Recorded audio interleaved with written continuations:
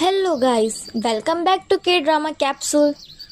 हम ड्रामे की स्टार्टिंग में अपनी फीमेल लीड को देखते हैं जो जॉब के लिए इंटरव्यू देने आई होती है।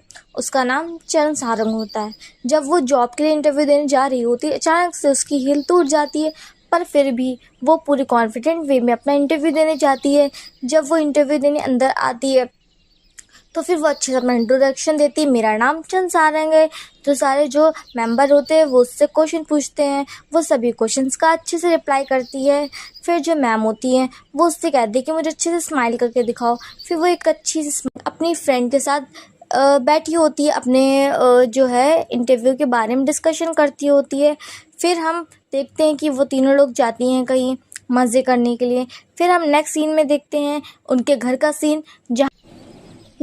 हम घर का सीन देखते हैं। जो चंग सारंग की तीनों फ्रेंड होती है वो आराम से मज़े से सो रही होती है। फिर अचानक से चंग सारंग को कॉल आ जाता है। वो सोते सोते ही कॉल अटेंड करती है। फिर उसे पता चलता है कि उसे तो किंग होटल से कॉल आया है, उसे जॉब के लिए बुलाया गया है। तो वो बहुत ही ज़्यादा एक्साइटेड हो जाती है अपनी जॉब को लेके। फिर हम नेक्स्ट सीन में हम अपने मेल लीड को देखते हैं जिसका नाम गो वॉन होता है, तो हम इसको वॉन ही बोलेंगे। जो अपने एरोप्लेन में से जंप मारता है, बहुत ही अच्छी लैंडिंग करता है आके अपने ऑफिस की बिल्डिंग के ऊपर। फिर हम ऑफिस के अंदर का सीन देखते हैं जहाँ पे जो मैनेजर होते हैं वो वॉन को बहुत ज़्यादा डांट रहे होते कि तुम फर्स्ट डे ही अपनी जॉब पे कैसे लेट आ सकते हो। बट वो बोलते हैं कि मैं लेट तो हुआ नहीं, मैं तो पूरे 9 बजे आया हूँ। पर फिर जो है मिस्टर नो होते हैं वो वॉन को समझाते हैं कि अगर तुम अच्छे से इंटर्नशिप करोगे तभी तुम परमानेंट एम्प्लॉय बन पाओगे, तो इसलिए तुम अच्छे से काम करो, मेहनत करो। पर वो बोलता है मैं तो लेट आया ही नहीं हूँ। मिस्टर नो कहते कि नहीं, तुम अच्छे से काम करो, काम करने का ड्रामा तो कर ही सकते हो ना, तो ठीक है। फिर आगे का सीन देखो, जो मैनेजर होते हैं वो मिस्टर नो से कहते हैं इस मशीन को हिलाओ ताकि ये स्टार्ट हो जाए। वो कहते हैं ज़ोरों से हिलाओ, तो मिस्टर नो जो होते हैं वो ज़ोरों से हिलाने लगते हैं। फिर अचानक से उसमें से ब्लैक कलर का धुआं आने लगता है, मतलब वो जो मशीन होती है वो ब्लास्ट हो जाती है। फिर एंट्री बॉस ही होती है, वो आके मिस्टर नो को बहुत ही ज़्यादा डांटते कि तुमने ये क्या करा, मशीन का बिल्कुल सत्यानाश कर दिया है। पर जो वॉन होता है वो मिस्टर नो की साइड लेने लगता है कि उसने कुछ नहीं करा है। वो कॉल करता है अपने मैनेजर को कि यहाँ पे जो सारा मामला है उसको सेटल करो, तो मामला सेटल हो जाता है। नेक्स्ट सीन में हम चंग सारंग को देखते हैं जो किंग होटल में आई हुई होती है।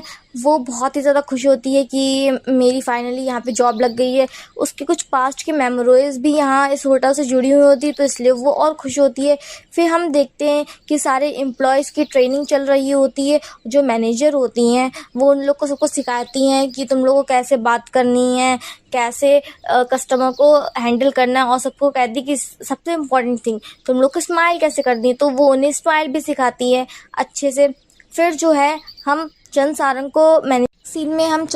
को जिम के एरिया में देखते हैं। जो मैनेजर होती हैं वो हेड से कहती है कि तुम्हें इसे काम करवाना होगा, तो हेड बोलते हैं ठीक है मैनेजर, आप टेंशन मत लीजिए, मैं चंद सारंग को अच्छे से काम कराऊंगी। तो चंद सारंग से कहती है जाके मशीन पे जो गेस्ट का पसीना लगा उसको साफ़ करेगा। तो चंद सारंग थोड़ा मुंह बना के जाके पसीने को अच्छे से क्लीन करने लगती है, साफ़ करने लगती है। फिर जो होती है हेड और जो चंद सारंग होते हैं वो कुछ बात करते हैं।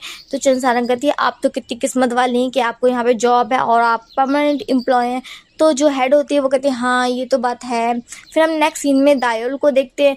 वो भागते हुए कैफेटेरिया में जाती है और अपने सीनियर्स के लिए कुछ लंच बनवाने लगती है। फिर वो लंच लेकर फिर भागते हुए जाती है अपनी जो उसका वर्किंग एरिया होता है, मतलब उसका जो ऑफिस ही होता है, वो वहाँ जाती है, पूछती है सीनियर्स कहाँ हैं। वो बोलती है वो तो कैफेटेरिया में बैठे हुए हैं।